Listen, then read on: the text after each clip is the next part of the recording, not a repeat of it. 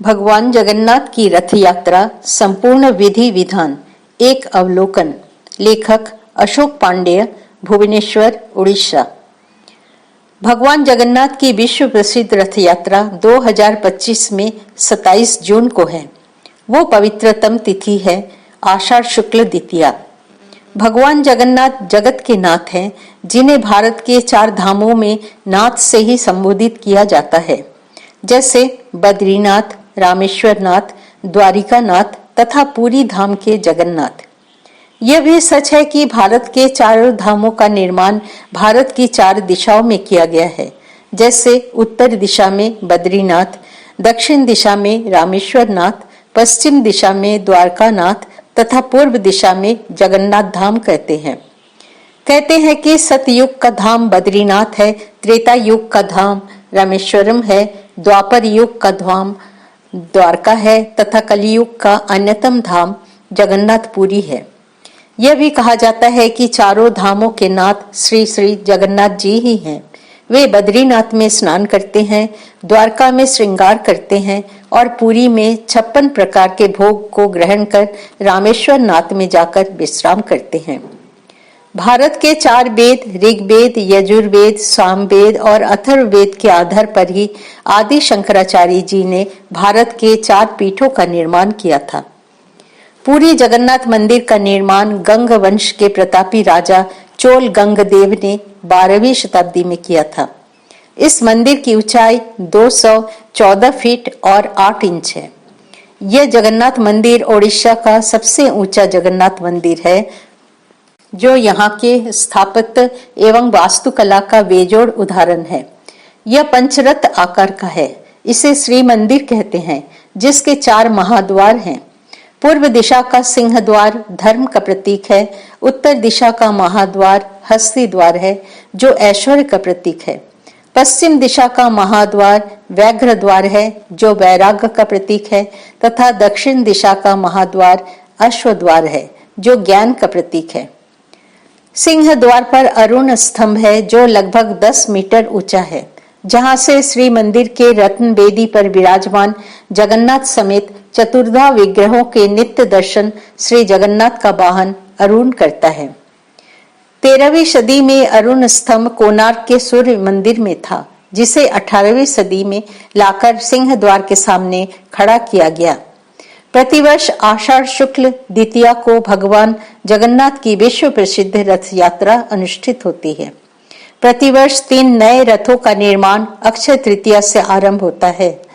रथ निर्माण की अत्यंत गौरवशाली परंपरा रही है, जिसके अंतर्गत वंशानुक्रम से रथ निर्माण का कार्य सुनिश्चित बड़ेगण ही करते हैं। नंदी घोष अर्थात जगन्नाथ जी का रथ, तालध्वज रथ बलभद्र जी का रथ तथा देवी सुभद्रा जी के रथ देव दलन के निर्माण में कुल लगभग 205 प्रकार के सेवायत गण सहयोग देते हैं। रथ निर्माण कार्य में लगभग 2 महीने लग जाते हैं। कहने के लिए तो रथ यात्रा मात्र 1 दिन की ही होती है, लेकिन यह अक्षय तृतीया से आरंभ होकर आषाढ़ मास की त्रयोदशी तक चलती है। उस समय अक्षय तृतीया के दिन से रथ निर्माण, चंदन यात्रा, देव स्नान पूर्णिमा, अर्णासरा, नव यौवन दर्शन, रथ यात्रा और बाहुड़ा यात्रा आदि भी सम्मिलित हैं। सबसे रोचक बात यह है कि रथ यात्रा से जुड़ी सारी यात्राएं एवं उत्सव रथ यात्रा की तरह ही बड़े आकार में संपन्न होते हैं।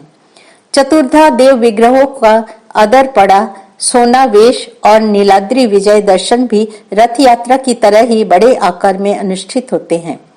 प्रतिवर्ष रथ निर्माण हेतु दारू संग्रह का कार्य वसंत पंचमी से ही आरंभ हो जाता है। प्रतिवर्ष रथ निर्माण हेतु दारू संग्रह का कार्य वसंत पंचमी से ही आरंभ हो जाता है।